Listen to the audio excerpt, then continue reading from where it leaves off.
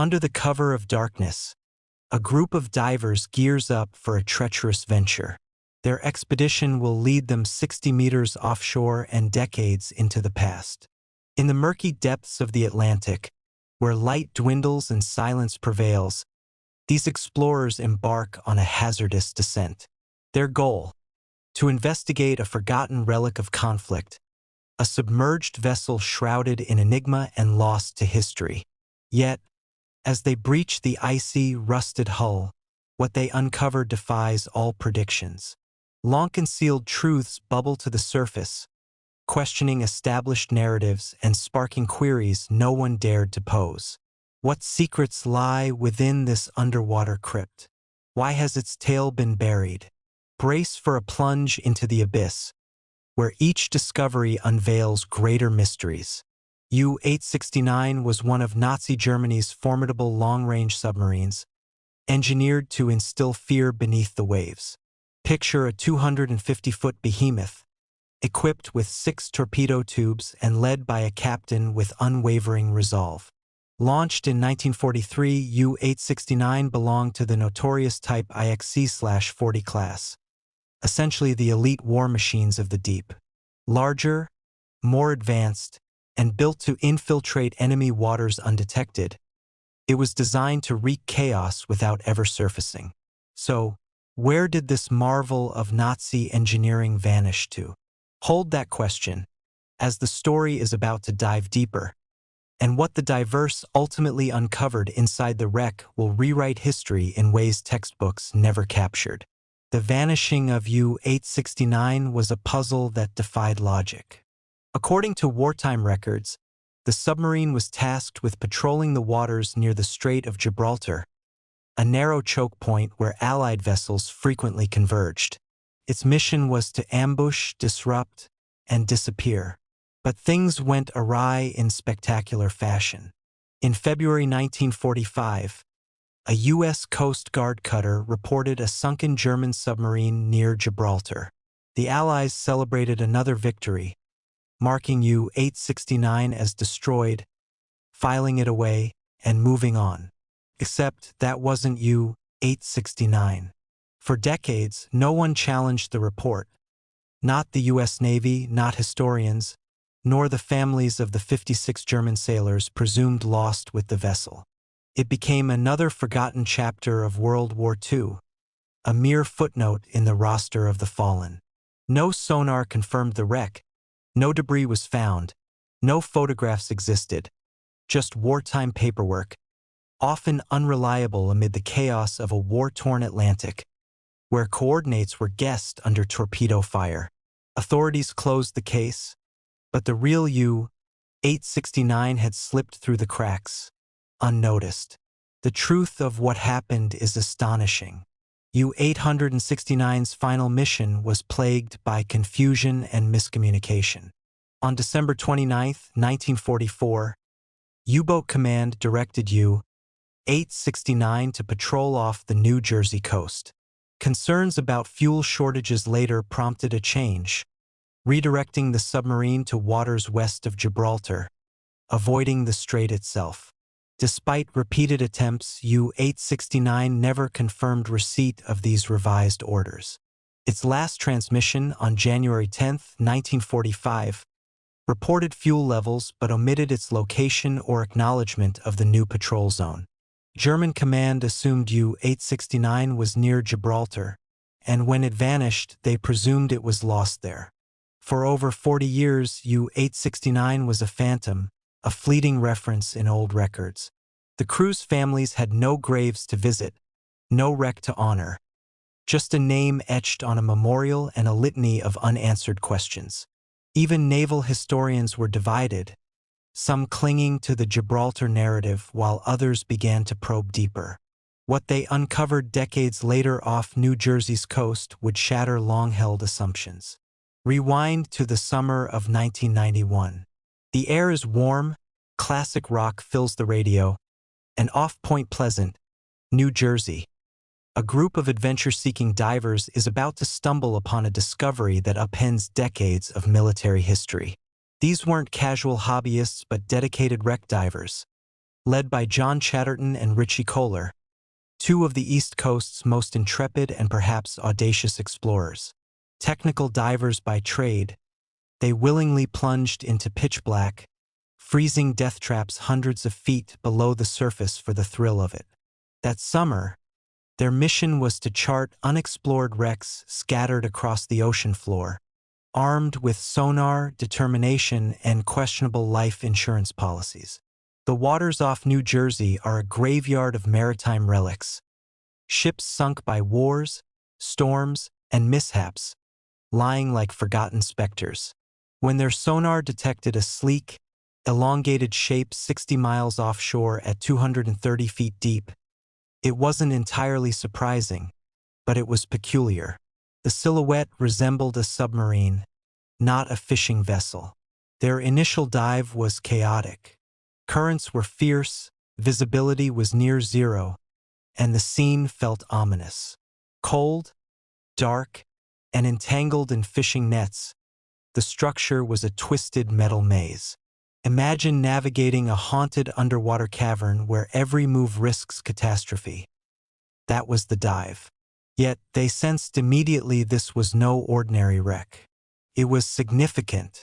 Upon surfacing, Chatterton and Kohler scoured historical records, only to find no mention of a German U-boat lost near that location. Allied reports placed U-boat activity thousands of miles away, near Gibraltar. So what had they found? The wreck bore no identifying marks, no hull number, no nameplate, just corroded steel and sealed hatches. A silent relic from 1945. Obsessed, they dubbed it the Ghost Sub and returned repeatedly, braving brutal conditions. These weren't casual dives but high-stakes operations involving mixed gases, precise decompression, and constant risks of the bends, hypoxia, or entanglement in rusted steel. Each dive was a gamble. Gradually, the wreck yielded its secrets. Gauges labeled in German, metric dials, and eerily intact compartments. Then came a pivotal find, a tarnished butter knife engraved with Horenberg. This clue propelled their investigation into overdrive. With naval archives and historians' help, they linked the name to George Horenberg, a crew member of U-869. They had confirmed the wreck's identity. But this discovery only deepened the mystery. Why was it here? What caused its demise? And why had no one searched in the right place? For years, Richie Kohler and John Chatterton were consumed by the enigma of the wreck off New Jersey's coast. Though they suspected it was a German U-boat, no records indicated one had sunk there. The discovery of a butter knife etched with Horenberg provided the first concrete link, prompting them to cross-reference shipyard logs and match serial numbers from the submarine's engine parts to the German manufacturer's records. Each piece confirmed it. This was undeniably U-869, lost with 56 souls aboard. As they pieced together the fate of the submarine and its crew, a startling revelation emerged. One crew member, Herbert Gostczewski, was meant to be aboard but wasn't. Assigned to U-869 in its final weeks, he trained alongside the crew, shared their quarters, and drilled for emergencies. But just before departure, a severe illness sidelined him, a twist of fate that spared his life. Decades later, living quietly in Germany, Gostczewski believed, like everyone else, that his submarine had perished in the Mediterranean. When Kohler and Chatterton tracked him down, he was stunned. They presented photos, recovered items, engine components, and the knife bearing Horenberg's name. A crewmate he vividly remembered. That small artifact, buried in the wreck for half a century, carried more weight than any document. Gostczewski, now elderly, grappled with the realization that he had narrowly escaped death and that his comrades had perished in a place no one expected. He avoided publicity but quietly aided the divers, helping identify crew members and confirm the U-boat's origins. Gostczewski died in 2005, never seeing the sealed compartments later explored, perhaps harboring secrets he never shared. That knife unlocked one of the 20th century's greatest underwater mysteries, a humble relic that revealed decades of hidden truth. Inside U-869, the divers entered a frozen snapshot of war. The submarine's interior was a cramped, corroded mausoleum, once alive with laughter, disputes, and clanging boots. Its metal walls now stood silent yet remarkably preserved. The crew quarters held bunks packed tightly, some with decayed bedding still in place. Nearby, waterlogged books remained faintly legible. The mess hall was haunting, plates on tables, scattered utensils, and a preserved ration tin, as if the crew had just stepped away. The air carried an unspoken weight, a lingering echo of lives lived. These weren't faceless Nazis but young men, some barely 19, killing time between patrols, joking or bickering. A locker, burst open, revealed floating relics. Leather gloves, a rusted harmonica, and plastic-sealed playing cards. Amid war's chaos, someone brought music, a stark reminder of humanity within the steel. The control room, a tangle of shattered gauges and German-labeled levers, evoked a crew frantically operating under barked orders. The torpedo room raised chilling questions. Sealed tubes suggested no shots fired. If attacked, why no retaliation? If an accident, what failed? Everyday items, boots, shaving kits, a cracked mirror reflecting the diver's torch, hinted at routine moments. A man might have adjusted his uniform in that mirror hours before the end, thinking of home. The ocean's cold, low oxygen depths preserved this time capsule, rubber seals, fragile papers, and uniforms with Nazi insignias and names intact. These symbols clashed with personal relics, grounding the crew's humanity. They were young men, some believers in their cause, others not, all claimed by the indifferent sea. Theories swirl about U-869's fate. The most chilling suggests it sank itself via a circle runner, a malfunctioning torpedo that looped back, striking its own vessel. Such incidents plagued World War II navies, and U-869's inward crumpled hull supports this, suggesting an internal blast. Alternatively, U.S. Navy records claim American destroyers USS Howard D. Crow and USS Coiner sank a U-boat on February 11, 1945, off the East Coast, credited as U-869. Yet, the wreck's location didn't precisely match, and sealed torpedo tubes contradicted a combat scenario. Depth charge damage appeared minimal, with internal destruction more consistent with a rogue torpedo. Another theory posits secret orders, unrecorded amid 1945's chaotic German command, sending U-869 toward the U.S. This could explain its odd location and lack of engagement. Some speculate a covert mission, perhaps transporting materials or operatives, hinted at by the wreck's condition and the secrecy surrounding its recovery. The Navy holds to its destroyer narrative, while divers and historians favor the circle runner theory, supported by the wreck state. The truth remains elusive, rusting in silence.